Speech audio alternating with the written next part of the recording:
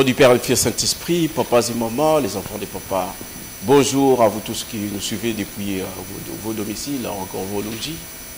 Bienvenue dans cette tranche de l'émission Kamba Saint-Oliver, émission spécialisée, c'est Papa Simon Kimbangu.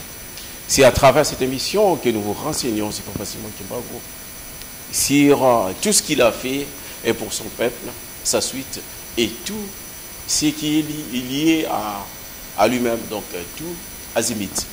Papas et mamans, aujourd'hui c'est une journée spéciale, car nous avons voulu vous raconter l'histoire non seulement des RDC, mais du Royaume Congo, ou encore de la République démocratique du Congo, ou Simon Kimbangu, que nous connaissons, nous tous. Vous pouvez taper dans le Google ou encore dans Wikipédia, vous allez trouver que quand on tape Simon Kimbangu, on vous dit que c'est les pères des indépendances de l'Afrique, ou encore les précurseurs de l'indépendance de l'Afrique. Papas et mamans, le Congo est là, c'est la terre de Simon Kimbangu. Mais à un moment donné, on s'est vu que maintenant, le kimbanguisme, qu'est-ce qu'il a à voir sur le Congo? Et surtout que les kimbanguismes, ils sont rares qui parlent de la politique ou encore de ce qui passe dans ce gouvernement. Mais aujourd'hui, on a vu qu'un de nous, il a pris ce courage pour vous dire que pour une fois, on peut sortir de l'eau, on peut sortir du ghetto pour dire quelque chose. C'est ce qui se passe chez nous. C'est à travers cela, on s'est dit que oui, Nkamba Saint-Oliver qui reçoit tout le monde. Comme vous savez, Nkamba, il reçoit tout le monde. Ce n'est pas la peine de dire que maintenant c'est lui-là. Qu'est-ce qu'il est allé faire en Nkamba? Nkamba reçoit tout le monde parce que c'est le siège du Père Saint-Esprit. Papas et mamans, l'invité du jour aujourd'hui, c'est Papa Bibi. Bonjour, Papa Bibi. Bonjour, Papa journaliste. Merci. Je crois que vous avez vu de vous-même ma présentation. Mais notre émission sera ainsi bilingue parce qu'on est avant tout les Congolais, tout le Barapis, Lingala, qui est en Mboka Moussoussou. C'est pour cela, le Makambo est Mboka, ça permettra à un grand nombre de gens de nous suivre. Papa Bibi, bonjour. Bonjour, Papa journaliste. Yo moko se présenter pour na été bandeko baye bayo ko les grands nga na présenter yo. Ngai kombo na ngai Papa Bibi bien Nzambi, c'est-à-dire Bikila Nzambe, Bizi ou Papa Bibi. Nazali congolais, na botami na mboka Congo, na koli na mboka Congo. Je suis l'un des hommes d'affaires ya Congo. Na uti na Kinshasa, na botami na Bandundu, qu'on a Katia Kasongolunda. Et voilà pour le jour d'aujourd'hui, je me présente aussi ici en France, qui est Nazalika qui a toujours homme d'affaires, Nakatia Mboko ya France. Merci papa na ndingi bilakisi na boke binyo surtout batata babama bandeko bali kolata biso. Papa Bibi tuyepa na yo parce que esengeli oloba na biso maye oyo obongisi pona période autour koleka otali kokota ya campagne depuis quand yozu courage parce que de bio na milliers kimbangistes parce que ozali moko ya basali na kati ya lingomba ya tata molimo santu mais ndenge nini lelo kaka pourquoi seulement aujourd'hui vous voulez parler, vous voulez vous exprimer na makambo oyoyo? Awa eloko nazwili courage ya koloba likambo oyo parce que natali na lingomba na biso toza na pasi ya koloba ngai esali ngai passe mingi surtout na kati ya milieu église Kimbangis parce que élection moko ezosalama na mboka na biso ya Congo, élection moko ya ranking. Élection ranking nini? C'est-à-dire bato bayinami, bato balingi ba bomana, bato balingi ba sala likambo esalamaka te. Après biso na kati ya église Kimbangis bato supe ba koya epa ya Nzambe. Mais banso bazo kokende yo zolo babaso bato bele bazo kende kuna na Nkamba na kotangela yo lobby papa Shada ya kindaki lobby to yokaki uso papa Songo soki nani na koyo makambo ngo za ndenge ni papa yango wana monike makambo pourquoi nazolo bango na linga na lobango nanu ezali kokende mbangu te photo sur la malem d'accord na piso tango ngai na komona sango ya Congo ndenge ezoleka na makambo ya élection totala nazalaki na Suisse na Martin Fayulu na bango nyonso tu nga nazalaki tiki na bango to sala réunion bakatumbi bambeba ozalaki nazalaki na kati ya nini wana foto la photo na fomo ke solaki na Martin tozalaki ne kuna nde tokokota ngo après déjà mais tango na moni déjà banda élection ebandi na ke na nkamba papa lobi ke biso tango ezala nanu te tozela mais bato yango bauti libanda bakokendeka na nzela nkamba j'en profité avant babandi kosala élection ya lelo oyo parce que comme élection ya Rankine ya Sadrak ya Martin Fayulu ya Mbemba ya Katumbi wana mosusu c'est-à-dire ennemi eza na kati bato bakokotala na bango na bango et comme lokola élection ya liboso esalamaka ya ba Congolais na ba Belge pour tozwa indépendance oui esalamaki depuis en 1960 or que les seuls moto asenga indépendance ya Congo ezali Simon Kimba ya asenga ke indépendance ya Congo sans komona makila mais babosanaka ye kaka ntango nyonso to babosanaka ye balobelaka ye te ntango bayoki ke élection na bango ya koboma bato ezali il faut bakende sikoyo epai ya Nzambe kuna pepa ya Nzambe na baconseiller na ye moko Nzambe azodiyamba bango kaka ndenge akoyamba bango mais ezala biso bapartisan oyo tozali ke lokola bato babengaki bato ya zizi bapotre na ye tozoloba te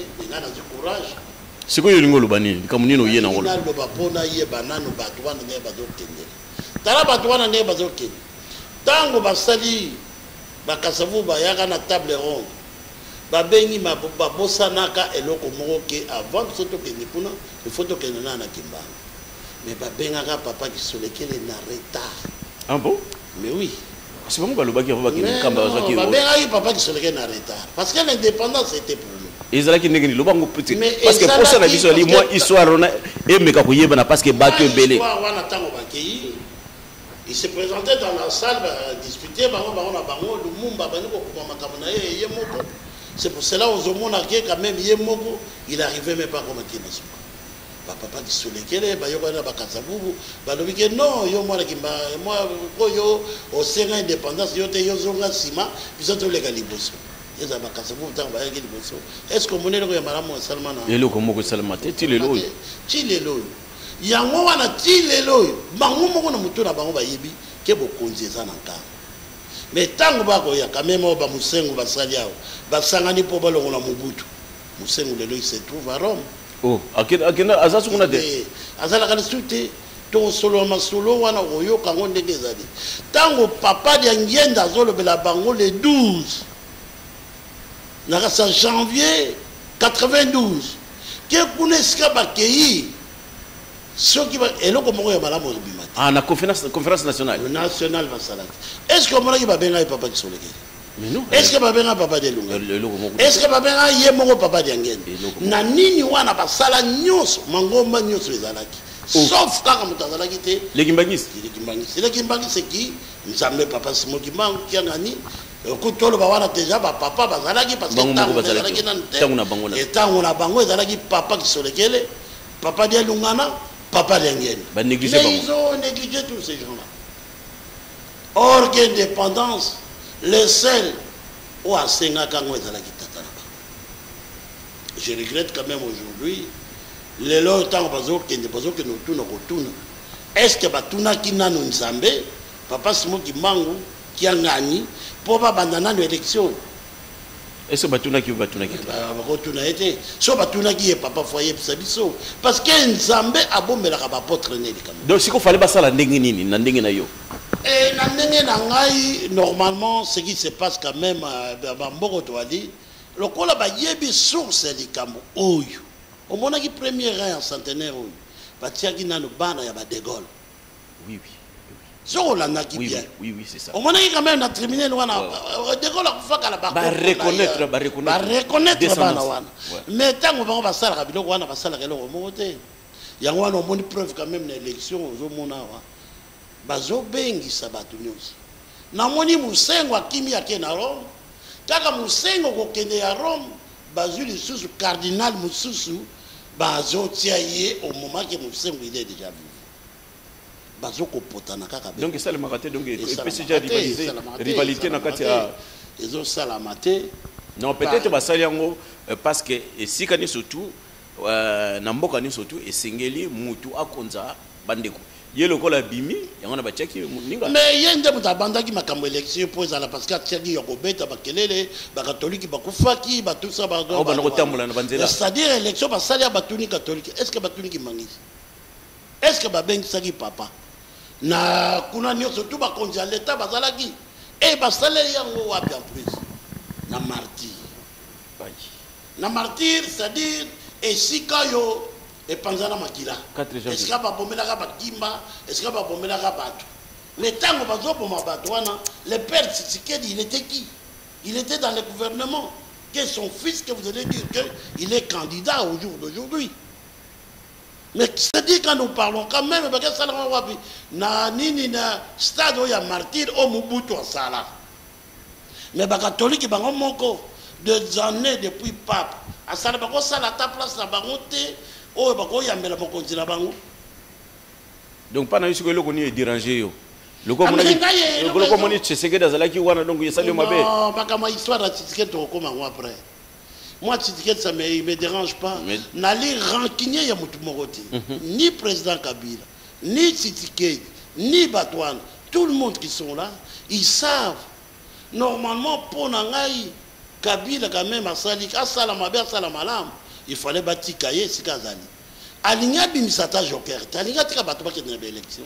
Parce que dans dernièrement pour l'instant il y a linga sala débat na muta aucun na dernier tour pour un jour pouvoir négocier là hein bah ça la passation il y a pouvoir et afin d'avoir amona wa kolandela ye ndenge ni azo ça te personne ne comprend bien tes papa yo linga ki Kabila a continué ti le bana nous bien remplacer Kabila déjà mandat na yesila depuis 2006 fallait ce que ça la mandenge ndenge ça là il y a salama déjà pour dire à permettre l'élection ezala bato nyonso balingi bakende ba élection bato balingi baposer ba candidature lokola bato wana kuna balingaki ke babimisa mutu moko nde babimisaki mutu moko na mutu moko ya parti ya majorité bango bakende bango moko mais sans que Kabila pona mutu oyayi donc ma bezali wana Kabila poni oyayi poni oyayi pona ni et Kabila sikoyo maintenant alingi azela tango bato akoleka pouvoir lui il va rester là mais ezala ya rancune te.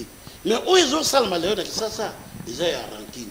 C'est-à-dire bato muso ba kokana de so Kabila kutu alungwe so ba bato ba moni na nzela faut pas bomai ba faut pas c'est-à-dire faut pas que ça va revanche nini or que le pouvoir passe pas comme ça.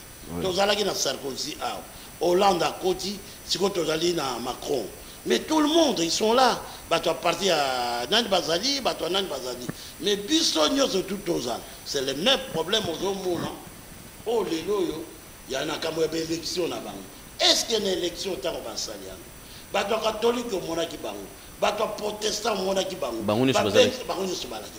est-ce que au monaki a ta conseiller mon église qui manise ayaki wana na est-ce que bango bazali ici comme côté et pourtant il y a lorsque yozo bosana ke parce que dans ce commun na ba Union européenne bazo au monde ngote non wana to kota moi après wana to kota après oh yo bato bazo kende na nkamba.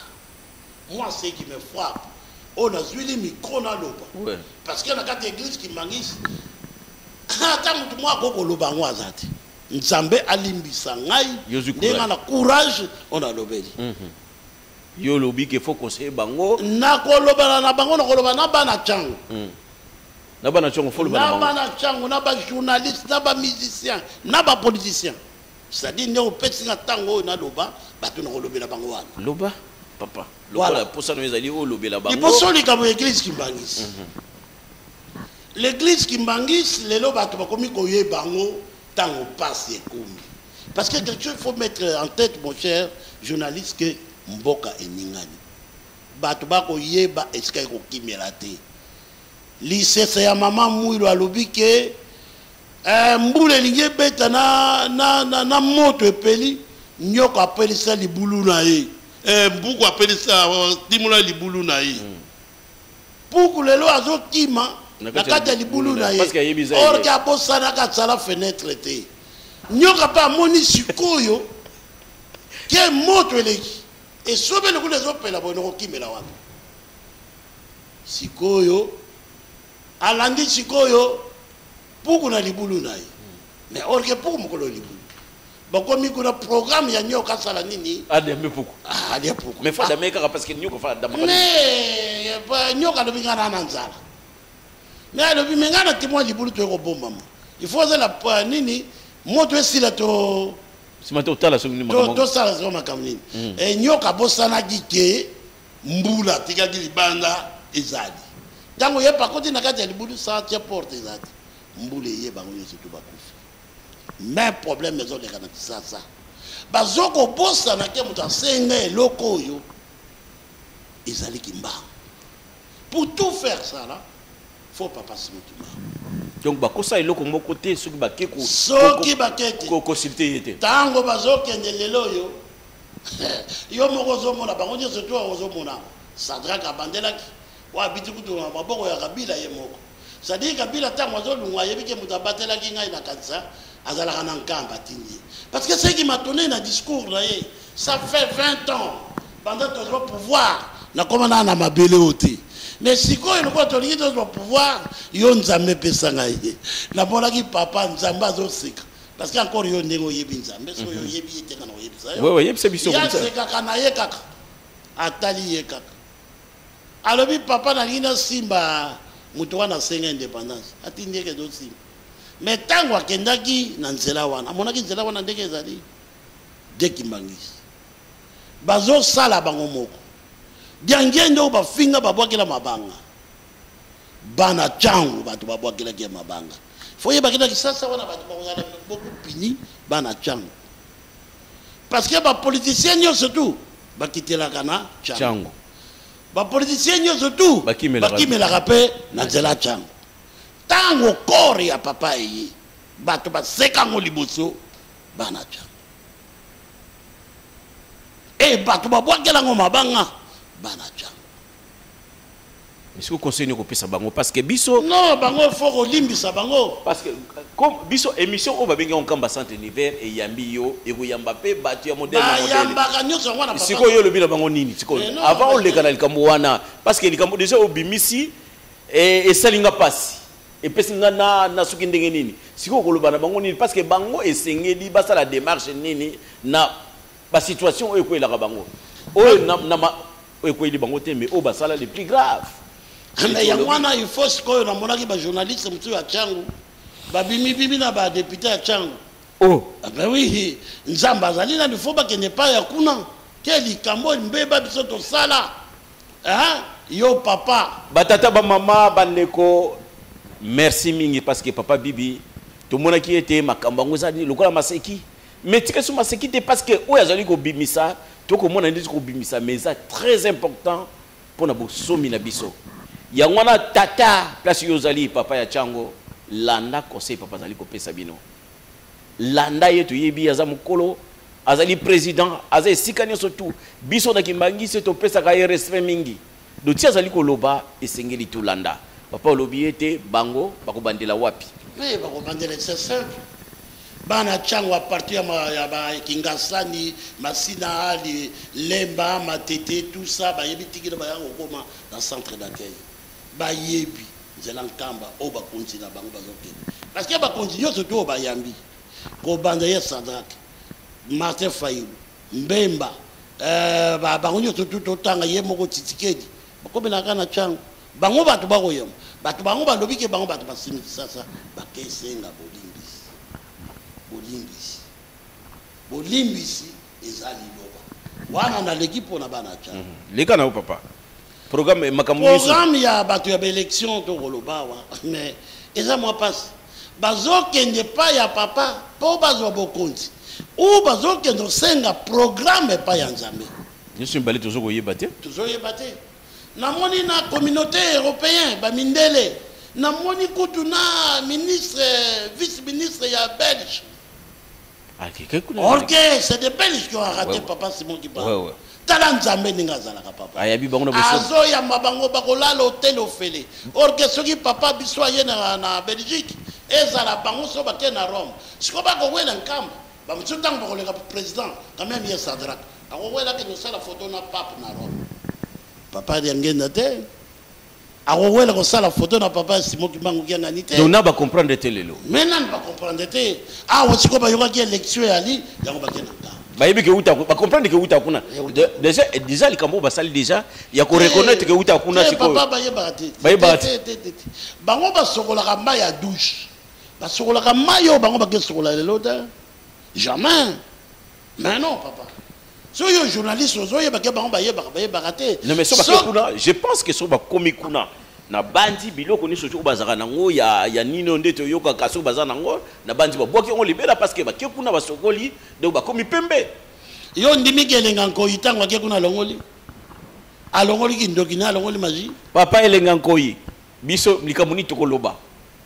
Kuna soko sokoli na mai wana batu ba comprendre que au changer. Donc, comme Kolanda, orientation à Papa Simon Kimbangu, parce que outi kuna na mboka boule. Ce qui a ngoté, mais élection donc ils ont tina. Élection bazo sala wa batu ba ko potana ba ko potana. Je regrette. Papa et sala kinga passeport na loba na kotana makama nzambe. Yo monele ngondeni. Mais ça passe kaka. Yo zo mon élection yo na ba journaliste. Ba journaliste. Yo muto fandi na poto est-ce que to fandi.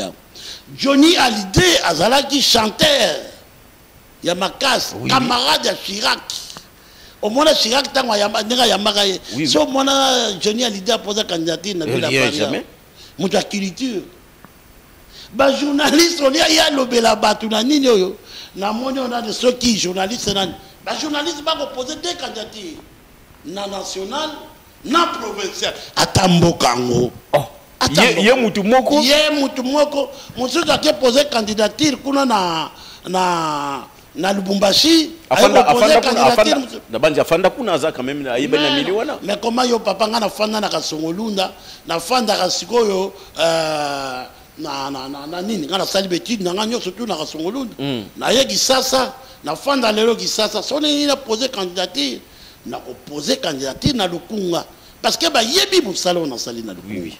C'est ce qu'on fait partout. Voilà. Mais les loyaux, Moutou Azalaka na matete a déposé candidature dans le Congo. Dans le Congo, il y a bien été. Mais baso bébé Sambok, est-ce qu'on les capé Moutou Ndengwana? Il y a un dit na loba. Parce que comme il y a bien été carrément, il y a bien que si a qui posé candidature qu'on a roulé caté. Oui. Na yebi ke Nzambe aloba mabete, Nzambe. Ngai pena aloba mabete. C'est toute la consigne que je vais donner dans des églises qui m'anguissent. Bato bakomi ko yoko tala biso na tango d'élection. Vraiment je regrette. Quand même les journalistes wana, ils savent bien Kinshasa eza na ba hôpital te, hôpital eza te. Tozali na bisika te. Mbongo yo bango ba rosalela biloko wana. Pourquoi balingaki te ba bongisa ngo nanu ba bongisa hôpital. Kaka na turu yo vraiment ko kosa mutu na tricot. Et lamba o e pasquaka. Moulani a bière pour na mboka na biso Congo. Donc batu bazo somba pour na bière na tricot. Mais oui. Parce que moutaouti kuna na mondi batu ebele, ba journaliste ebele, na ba musicien quand même de nga wera. Mais ça m'étonnerait mon cher. Wera a comme député. Un chanteur ba yebi na kati kisasa, yo za mutakiliti, ça la ba livre na yo. À quoi ça sert? Pour le bela banane parce que le peuple déjà le bela baron déjà na banzembo au pesa bango mais là-bas au parlement bato bakoki kozwa na parlement ba chef coutumier ba chef du village bato bazana ba mboka wana bazomona passe ezoleka po ba même na parlement parce que nakati nzelate moi je pense que mutu soka bimi député et ça déjà sacerdoce donc aza mutu moko akomema ako famille na ye ezali batu oyo akokamba le peuple wana ekomi famille na ye fo bongisa ye est-ce que batu wana oyo bazo kokende ko poser candidature wana est-ce que bazali na culture wana papa est-ce que tout d'abord bato obenga barota ba pita Mobutu Ali commissaire du peuple le commissaire au peuple quand même na poto ozomona ngwa mais oui tu peux pas yo muto uti na Lukunga ba voter yo na changu yo journaliste parce que ba mona ke longino na télévision ba voter maintenant papa journaliste donc ngapeti na sabo na ko mais non papa faut landa musala na yo mais non papa yo za pasteur au comité député l'air nino ke noté ya bakambi Vous en attendez un côté. Vous en attendez un côté. On attend un côté. Soit tu commis député, le qui pasteur. Il y a des hommes d'affaires qui peuvent porter quand même au Babiloko, Batouasala, Batuloko la Bissou. On sait que Mouton a Sala, Boyemouké, Namouké a Sala, soit il a bien commis à ça. Est-ce que Batou va reposer tout d'abord ma candidature? Bazana Bandak. Est-ce que Bazana pas voiture? Parce que ceux qui lobby, pour montrer que vraiment, ton photo sera pas, il y a bien que Mbongo Fele, ils en ont parlement. Mbongo Fele, ils en ont un na Sénat. Il faut que nous posions candidature. Soit on dit qu'on a un moment où Liboso, et l'autre Liboso, on est là, député à voiture. Parce qu'il y a une voiture. Aroué la nani, Assomalupan, parce qu'il y a un Lupan. Tout le monde sait qu'ils sont entrés là. On connaît leur système. Or que, pareil, les étudiants dans le campus, tous avec une seule université, ça, qui te raconte. Depuis ces temps-là. Il y a Mout. Mundele Mowa, il y a un Kim à cette université. Mundele. Maintenant, tout le monde a une université, il y a la ville de Kinshasa. Tout le monde a un stade, il y a la ville de Kinshasa. Tout le monde a un hôpital, il y a la ville de Kinshasa. Mais nous avons dit quand même. Mais dit, ah, tozo loba makamba kindekote to ko loba makambo ya politique na makambo mboka. Batu nyonso tu wana. Si baké na nkamba. Lelo bazoke na nkamba bakola lo fele n'hôtel. Bon moni passe na biso na kenolo. Bon moni misé. Est-ce que yoki bango wado ya misé? So yi misé wana sidi. Bakoloba nini? Oh biso to pesa ikado. Tango zo mona nzambe kuna. Asenga keloko moko te. Oli ofele. Olali ofele. Maywana soki yoki. Yeso kwa yenda kisasa kura bakateli yango fo futa. Soka ye awawa mutu wana kenda kuna ministre wana ya Belge. Kuna la ki ofele soka ye awa simoki mangu fo futa hotel. Voilà. Est-ce que ye ministre wana tangwa ke kuna ba pesi ye ba honneur. Honneur ya fanfare. Oye bien on a na poto honneur à fanfare ba bete la on président de la République. Ozulango wap. Quand même ye muta union européenne ake kuna. Nana obete le fanfare. Ba honneur wana zo yoka ya pamba te o ya armée te. Ya armée te mais ya nzambe. Bazo yembele nzembo ya nzambe na ba ange o bazanga masumu na nkam. Belenga Nkoyi. Il était ministre des Transports. Est-ce qu'à Sali Sankam Nzamba Kolobate? Parce que Nzamba ya yambarane kaka muto masu. Voilà le courage papa journaliste. On a zui pour na loba. Quand même na ba paroisse ebele. Ya biso na kate kisasa ezangi minda. Paroisse msu à Delvaux. Ezali penza yerosio kota elongola église nyo surtout mobimba. Na balukunga l'état kaka ye moko ba député wana ba kata terrain église Kimbangis na Kimbanseke. Je te dis pas mais Nzambe lokola za Nzambe so biso lobi o kan Nzamba lobi te botika yango lobi ke to loba ya kala to loba ya sika mais o ya sika biso to ko loba mais ngana zu courage wana Nzambe ali misanga papa Simoki Mangu kiangani voilà belenga koyibaye batunyo surtout ba ko sopara kuna na lingoma na biso lokola Nzambe ye moko apesi biso na nzela te bazalité. Est-ce que Baroye papa c'est mon qui m'a? Moi c'est ça mon problème. Papa dernier n'a pas fait. Université, ce qui est bien côté. Ça se multiplie partout, bah université. Voilà, université n'a nous auto le bail ça to le bail ça. Ce qui est bien côté, c'est comme on a Bongolo. Et si tu vas à Bongolo, il y a pas de bana Kimbangis. Mais non, il y a l'état. Bongo yo mutazo sala. Ba so que na kisasa comme moi Jésus. Et comment on a le mabele? Moutounios au nom de Jésus. Oh non, mais Moutouanois zolo bata passer à zolo bazézi. A comment na Israël te sikanga na komangai. Ngana koloba ngana yebi. Tel Aviv ti na kende piskania sotoa. Ni est-ce que bazali. Ce que tout dinga je vais le dire. Quand même ba journaliste wana. Mais aucun pasteur bazot tongaka bana kuna bango e kolela bambongo. Mais mbongo bazo zwaka. Atongata école te. École te. Ni hôpital. Hôpital. Donc vie sociale à Moutou, bah il bien monté. Boya kana mabonza. Mais on va écouter Nzambe. On va lata ba Weston. Mais ba écouter Makulungu.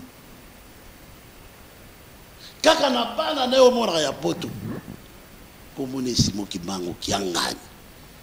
So yo lobi ke ye wana nzambe. Ba député wana ka elenga encore il faut sekaye.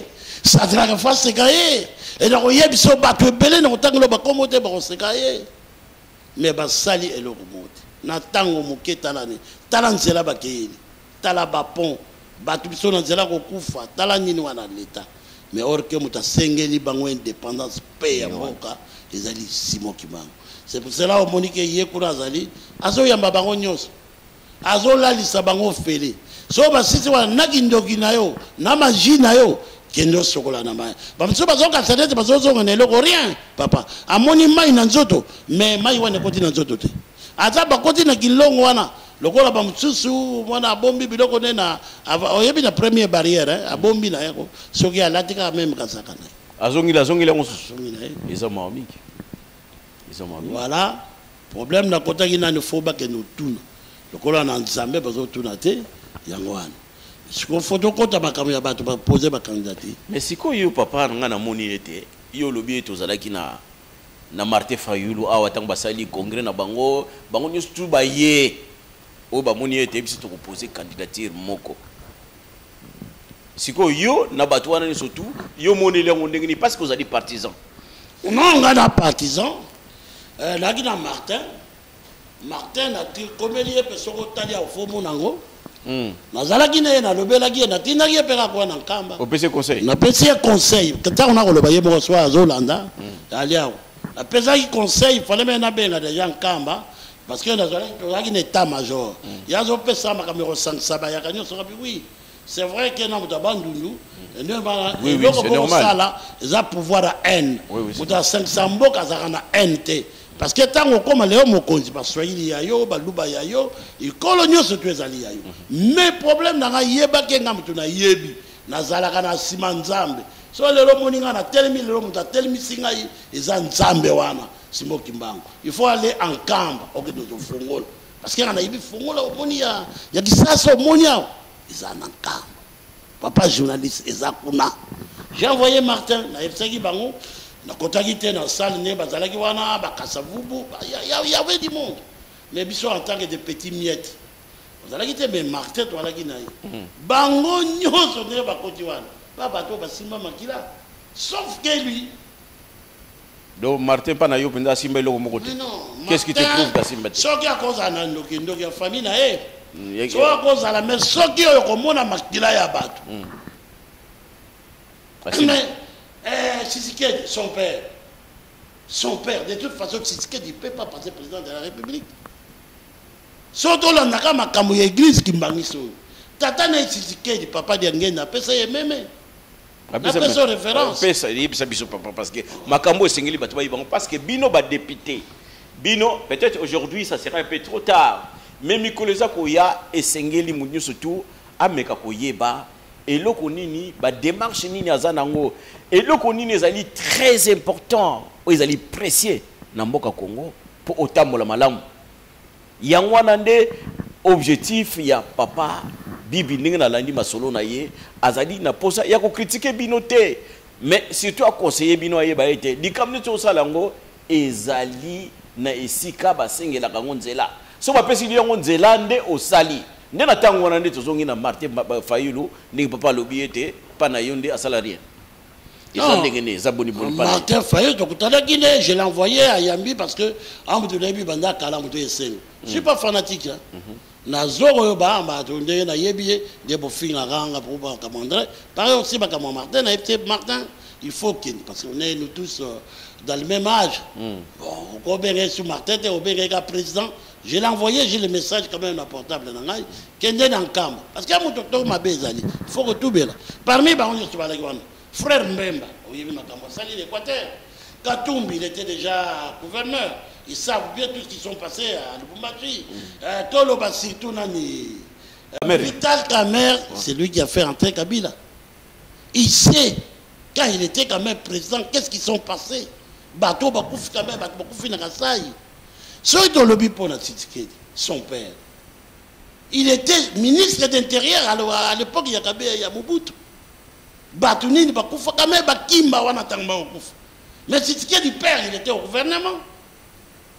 Pourquoi quand moi na Tshisekedi baka longité bachombete bananité kaka tolo bakaka ye papa diangenda pesa ye meme ayena nzela bwaki meme apesa ye meme pona nini loba na makambo bato bazoke nkamba meme pona nini bato bazoke nkamba bato nyonso bo baki kameo bakeba meme ni papa ile côté mais papa atake mokonzi utake na nyi wana bapesa ba un cadeau bo bazonga biloko ayena mona nzela bwaka meme wana kendo bima na nkamba. Oh, mais je te l'ai dit. Mais il y a des fois, besoin quand l'église, besoin de paper ma camouflage. Papa. Mais si tu dis combien de fois Mobutu a joué à ta première ministre, il n'est pas passé mais premier ministre. Après 2 jours, quand c'est-à-dire que nous avons surtout au sala. Quand même au tokolo, oh ya solo et kotikala solo. Oh ya le kuta atane ba o potanoa. De toute façon mon konzi. Si on a le bilan ngaka martete, msamba yebi yete.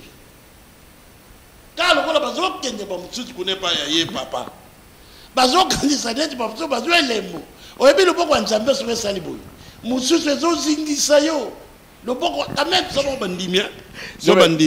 Pardon papa, parce que jusque là batu bakongo kende parce que batu ba comprendre que depuis kala bino mutu bochaka bino bagimbangiste.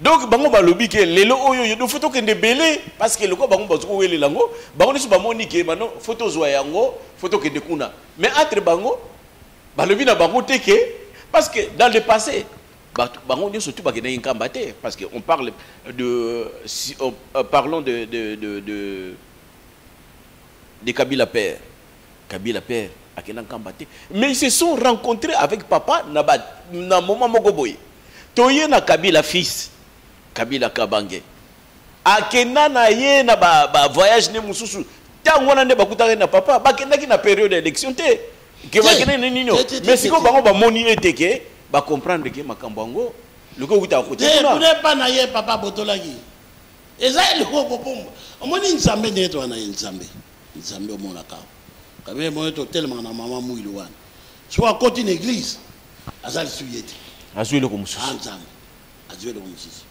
zala na ngosir papa journaliste c'est-à-dire pour na lobi na kombote ya nani obo Kabila ngana ko loba na bato ba ko kende quand même Kabila tango tenaki asali wa ko sala parce que pas nzambe et pas nzambe okoki ko sala nyonso okotongile ndako loko na sala mo parce que makasi wana nzambe mutapesi yayimoga ayeti salmo ata otongeli nga boye mais ndako wana ko yango yoki ba wela ka kuna na mboka wana na ba palestine na banana bango eza lokola nkamba ata bango bakei tango ba bakenda heureusement chance ezali ke bato ngo pe batongaka nkamba te tozotonga misete mais tango bako kende kuna Kabila kendaki est-ce que tango azongaki na nkamba tikaki kobongo parce que soit c'est un nkamba kuna yo papa ndenge na beta mutu mata est-ce que asima bunduki non bato bazokufa na bamboka mais Kabila en tant que président makila nyoto to wana eza na mutu na ye. Moi je ne dis pas ça mais koki ko limbisama na bato lokola longo na élection parce que bozo me pas nzambe salima be fozo ma lisusu. OK, c'est critique pas ce qu'il a fait, ce qu'il a pas fait. On n'a rien à voir avec ça. On n'a rien à voir. Biso peut ça des conseils. Papa ne peut ça conseil.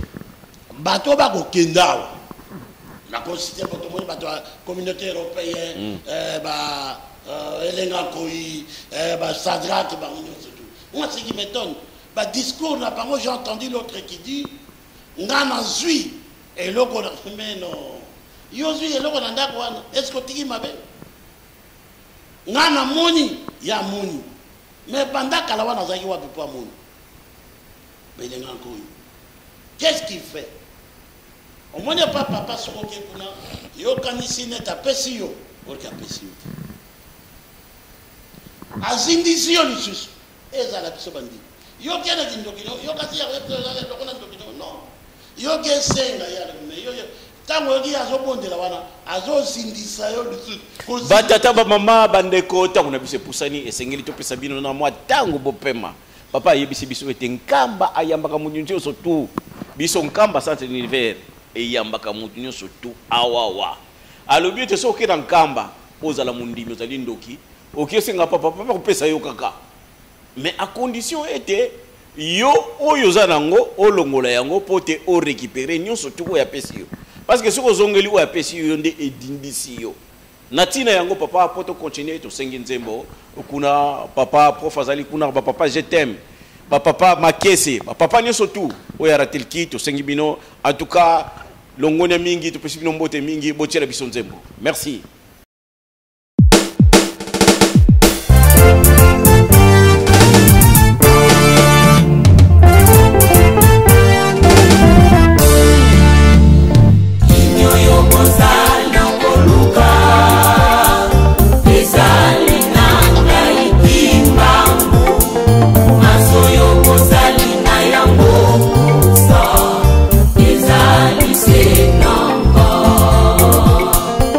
Oza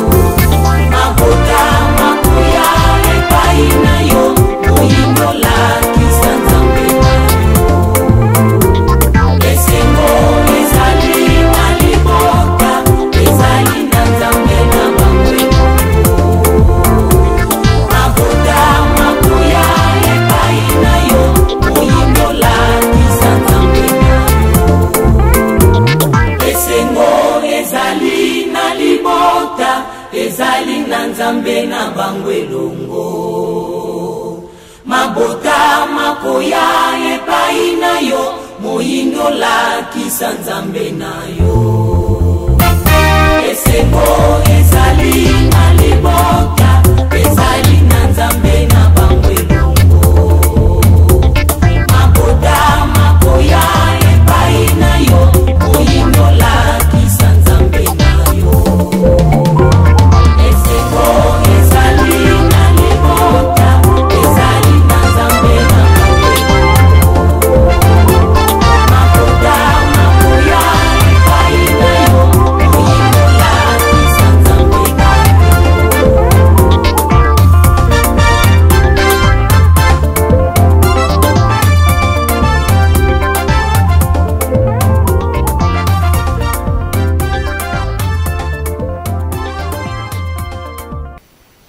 alingi koyebisa bino te azolinga mpe kotinda bana na ye te alingi kotinda mpe bakonseye na ye te na ntuka ngai eyelaki ngai na motema parce que nzambe azoyo kolobela ngai yo lokola olinga koloba loba yango nalobeli bino ke kimia ekota tolingi soki kabila kolongwa azala amona o bino ya malamu bokosala parce que bato mosusu batiaka fo kotika motu amona tolingi makila esopana te nga toasuka na ngai yango oyo me napesi mbote yebi ke nzambe bapesaka ye mbote te ye moko azomona oyo ezoleka bakonseye nyonso mama mwilu na paris baparoise nyonso tu ya paris baparoise ya Saint-Ouen ya Saint-Denis na Allemagne na Bruxelles tolobaka Europe mobimba na États-Unis na Canada napesi basali ya nzambe nyonso tu bana jeteki bamusicien koreki dirigeant bato nyonso tu so nalobi mabe il faut boyeba ke nzambe asalaka na politike il faut biso mpe toyebaka mpe makambo ya mboka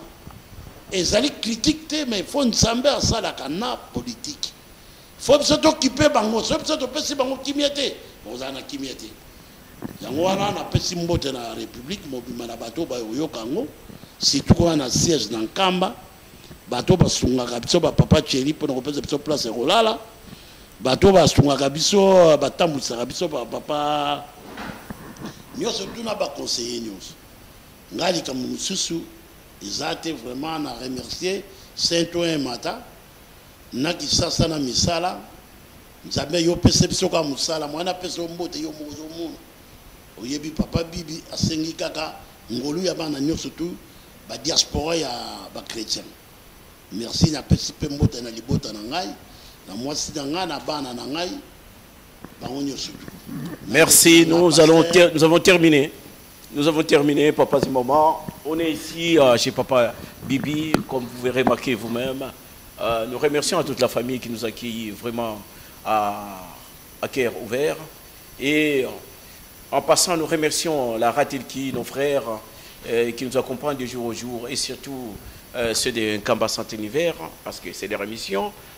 Nous remercions également à Papa Kelvin, Maman Sophia, Papa Dibéry, Papa Bouzin, Papa Papi, Papa Je t'aime, Papa Lema et tous les autres qui font partie de notre émission. À Papa Prof Malongo, c'est lui qui était sur le plan technique, sur le magnétique, et aussi au directeur national de Ratelki et à nos frères, confrères dans toutes les nations du kimbangisme.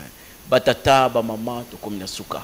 Papa, Bibi, merci Yaya Nandemo Yambibiso, Leto Soukisi Awa, Bandeko Nabiso, Sogili Kamoko Yamabe et Salami et ses précipinotés, Bolimbisa Biso, Nenge Papa Alubi, na Tangu Wanande, Tokomela Bino, Bokola Souka, Toaliko Zélande, Bamba Benga Minabino, na ba remarque na bino boko pesa na mama mulu pesa ki mbote papa simo kimba okangani motambolisi ya mokelo mobimba nzambe woba nzambe nde tosukisi wana na komba tata mwana peni papa zaki jo pesa mbote pesa zali papa mvula pesa te papa mvula papa mvula oye do pesa mbote mwa papa mvula pesa ba to centre mbote na ba to centre ni so na pesa mbote mvula fona pesa pepa papa ba. Ah d'accord. Bon, allez, bye. À la prochaine. Merci. Prochaine séance.